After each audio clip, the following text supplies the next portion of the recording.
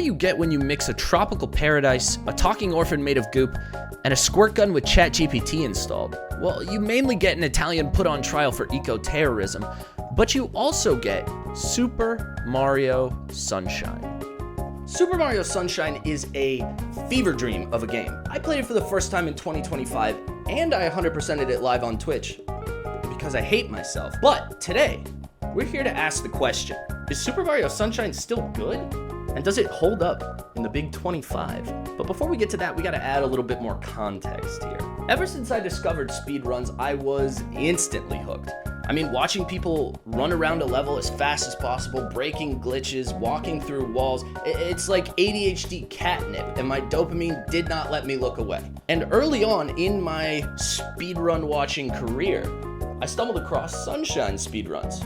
Now, I never played Sunshine as a kid, but watching someone launch Mario across Isle Delfino at Mach 5, breaking through walls, pixel perfect jumps, air rolls, dives, the whole thing, I was hooked. And I was instantly thinking, why the hell didn't I play this? See, back in 2002, I was what you might call financially humbled. Basically, I didn't own a GameCube, so I'd go to my friend's house and I'd watch him play all day, for hours. Sunshine, Melee, Double Dash, Pokemon Stadium. It was basically like Twitch before Twitch even existed. But I never got to take a stab at Sunshine myself, mainly because I'm a coward and never asked to play. But by the time I finally got my hands on a Wii, Super Mario Galaxy had become my world. It was sleek, fast, shiny, and it basically had everything that I wanted, and it kept me coming back. And for whatever reason, I decided not to go backwards. I refused to do it. I didn't want to look at Sunshine. It just looked weird and dated to me. Plus, I figured, why play old shit when I still gotta impress Rosalina and get her to marry me? I was busy. Shout out my girl. So yeah, I guess I missed out on the little nostalgia goat. No rogue durians, no fun music, just random memories of me watching someone else play while I sat there and smacked Otter Pops and pretzel bites. Hell yeah. But then, 20 years later, I see a Sunshine speedrun pop up on my TikTok For You page, and I saw it as divine intervention. It awakened something in me. I threw my phone across the couch, popped in 3D All-Stars, and decided it's finally time. Super Mario Sunshine! And so, in the year of our Lord 2025, I played Sunshine for the very first time. And I figured that there's nobody better to yell my opinions at you than me. So here we go. To make this video a little bit easier and more digestible for you, I've broken everything down into a couple of main sections.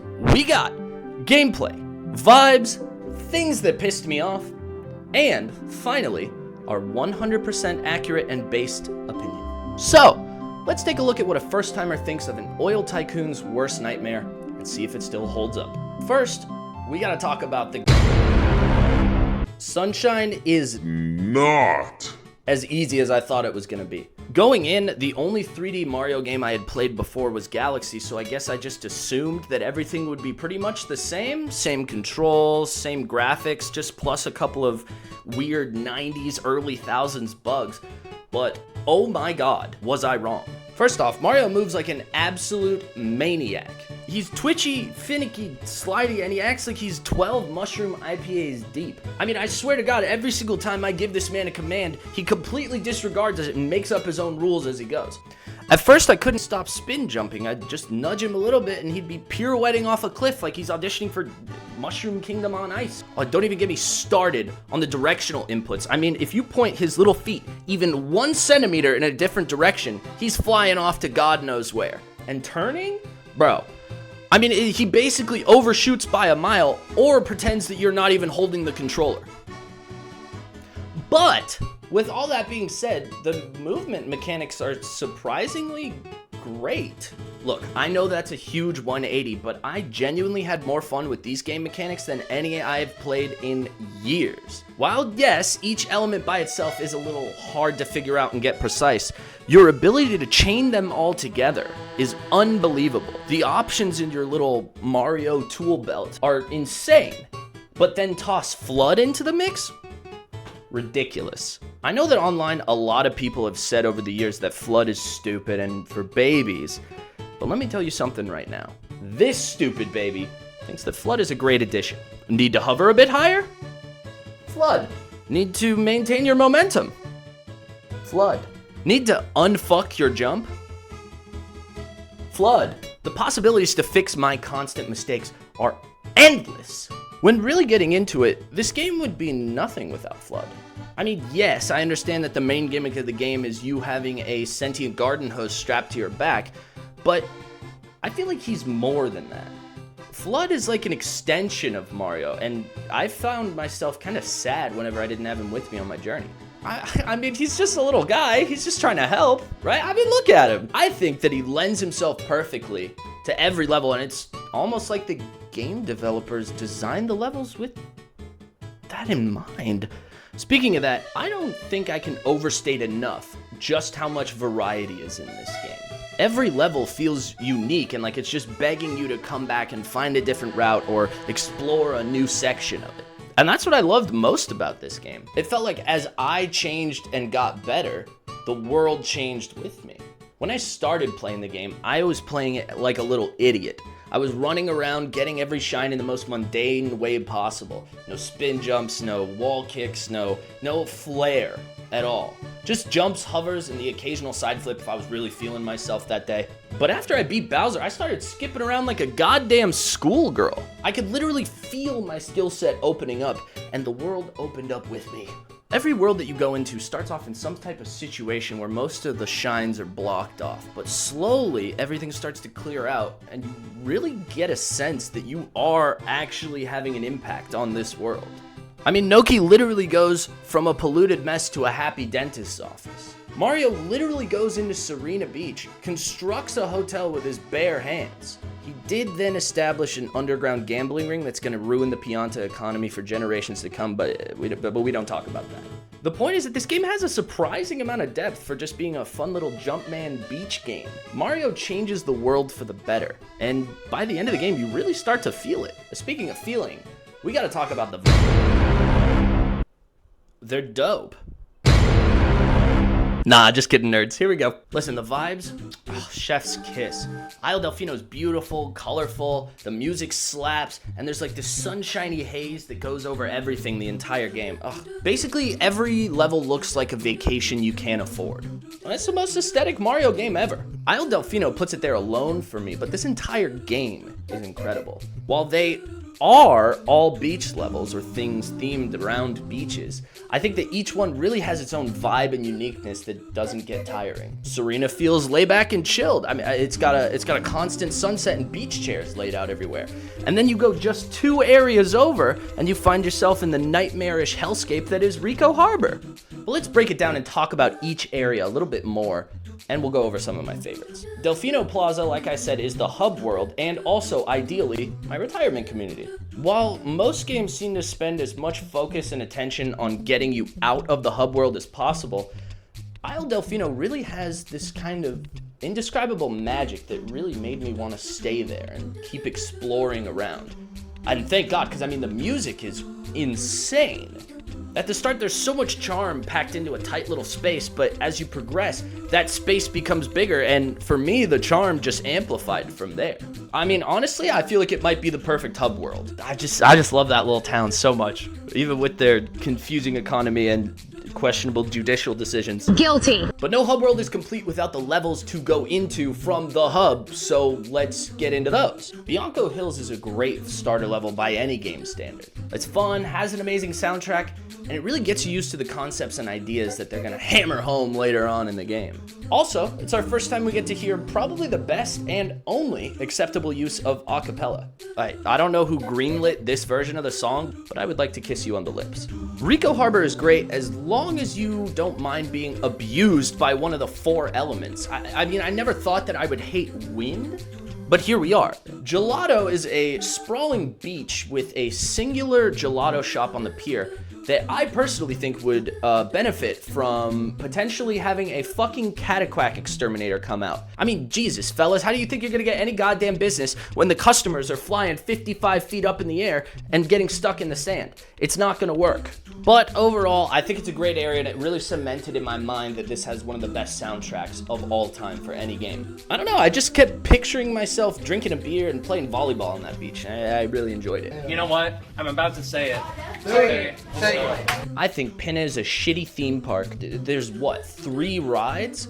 And each of them is covered in what I can only assume is what you get when you breed a turtle and a car battery. I don't get it. Who's lining up for this mid-ass park? Oh wait, I guess people will line up for Universal Studios Hollywood. Okay, so there might be a market. Onwards. Serena is exactly what I assume life is like for the billionaires. You roll up to a beach, you snap your fingers, and instantaneously build a hotel that only you are allowed to use. You then also launder money and gamble with ghosts in the basement. I see no difference. I actually think that Serena is one of the most peaceful and serene places in the game. Do you see what I did there?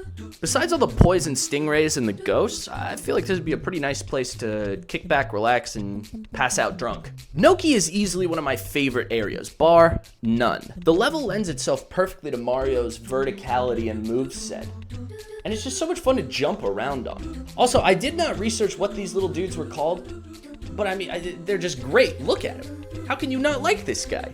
Oh, and listen to his weird little sounds, too. Peak. I also think this level has the most variety out of any platformer out there. I mean, you start off by climbing a mountain to prevent a depressed old man from jumping off of it, to then going to the depths of the Marianas Trench to practice your dental work. Now, if you would have told me as a kid that I would do all of that in one level and enjoy it, I would have called you a liar and slapped you in the tooth. Pianta Village just goes to show you that you do not need a beach in this game to be considered one of the best levels. I think that the second you drop in, the jungle atmosphere completely takes over. This level is darker, grittier, and rougher than any of the other levels that have come before it, and I'm only saying that because the goddamn wind gusts are back. What the fuck? Now, I know what you're thinking. I can hear you saying it. You're saying, oh, Moose, why are you glazing this game so hard? Aren't there bad things about it? Well, maybe Moose just got a little bit more mature. Think again! Because I've got some things to say. Some things that drove me up the wall. Some things that really irked me. Some things that riled me up. Look, I'm not going to sugarcoat it. Super Mario Sunshine is old. And you can definitely feel it. Sure, the graphics are a little chunky, but I mean, like, it's got its own certain charm to it, right? But the camera? No charm. Zero. If the camera was on Tinder, it would have been banned in under a week. Flagged for harassment, ghosting, and unhinged behavior. Bro has negative riz. Right out the gate, the camera and I started beefing. Not only is it inverted by default, but the thing behaves like an object.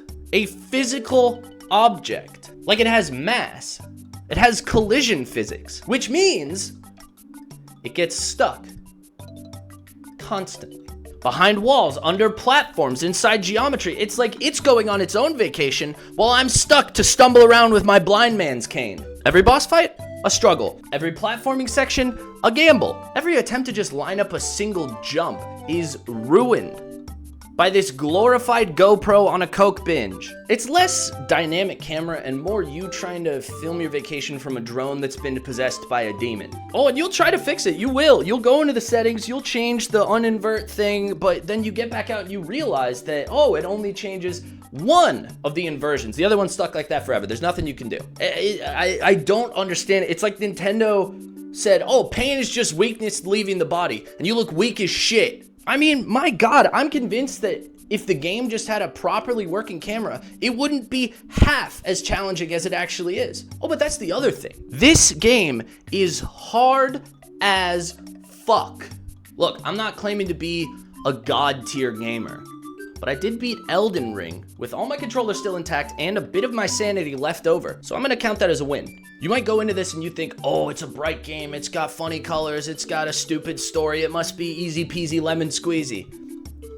No, this game is difficult, lemon difficult. While playing Sunshine, there were a lot of moments where I did genuinely wish that I'd played it as a kid. I imagined this alternate timeline where I was still a wide-eyed little kid, sat down in front of the TV, dumb as hell, absolutely entranced by the bright colors and the thick-ass Pianta women. And then I'd hit one of the bastard levels. What's a bastard level, Moose? Shut up, bitch! We're getting there. A bastard level is a level so deeply cursed, so unapologetically disrespectful to the player that your only coping mechanism is to call Mario and every game dev involved with that level an absolute bastard.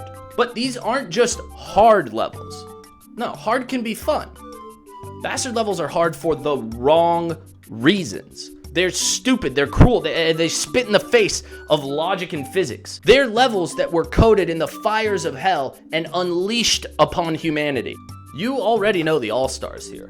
The Plinko level, aka the level with collisions so bad it just feels like Mario's taking shots from a rubber band. You can line up the perfect shot, get the angle exactly right, and then Mario fucks off into the void because the game decided to gaslight you. And then there's the lily pad level. Oh boy! A glorified escort mission for the raft of anguish and despair. You need to use Yoshi to get there. But if Yoshi touches the water, cooked. You fall off the leaf, cooked. You miss one of those puny little red coins, cooked. Restart the whole thing, have fun. You basically have one shot, and if you screw it up, back to the mainland, redo the whole sequence, find another Yoshi, do it again. It's insane. Here's the other kicker. Those aren't even the only bastard levels. There are sleeper bastards, undercover agents of pain. Stuff people didn't warn me about, but still delivered as much emotional damage as possible. Look, Sunshine feels like it doesn't want to humble you, it wants to punish you. I mean, this was released as a kid's game for children. And Nintendo took one look at the watermelon level and said, yeah, it looks good. Are you kidding me? You're telling me they expected tiny little Timmy, age 7, Cheeto dust fingers, 0 motor skills, to maneuver a physics-defying watermelon down a cliff, through enemies, across a ledge? Get bent. But I'll be honest, I'm more impressed that anybody who played this game doesn't get PTSD every time they step foot in a water park now. But despite all of that, I think there's still way more fun levels than there are ones that make you mad. And thusly, we've reached my... So, does Sunshine still hold up in 2025? You bet your ass it does. And you bet your ass it doesn't. Look, Sunshine is one of the most controversially popular Mario games that's ever been released. And for good reason. It's janky, it's weird, the camera deserves to be in jail. But it's also soulful, surprisingly fun, and has moments that really stick with you. The vibes, immaculate. The music, probably top 5 of all time. The gameplay, perfectly chaotic. The story, well, the story involves you destroying the hopes and dreams of an orphan longing for family, so take that as you will. Playing it in 2025 felt like opening a time capsule from an alternate universe where Nintendo just said, well, let's get weird with it. And honestly, I'm here for it, and I respect the hell out of it. No, it is not perfect, but it is unforgettable. And at the end of the day, I'd rather play a janky, flawed game with heart and soul than a free-to-play battle pass riddled nothing. So, final thoughts. I never want to play this game ever again. And I also kind of miss it already. Like I said, fever dream. Hey, thanks for watching. This is my first video of this kind, so I'm really curious as to what you guys think. Make sure you leave a comment down below, like, subscribe, do all that good stuff. I love you very much, and I will see you in the next video. And don't forget, if you ever find a talking water gun on the ground, run immediately! It means you're being set up by the government!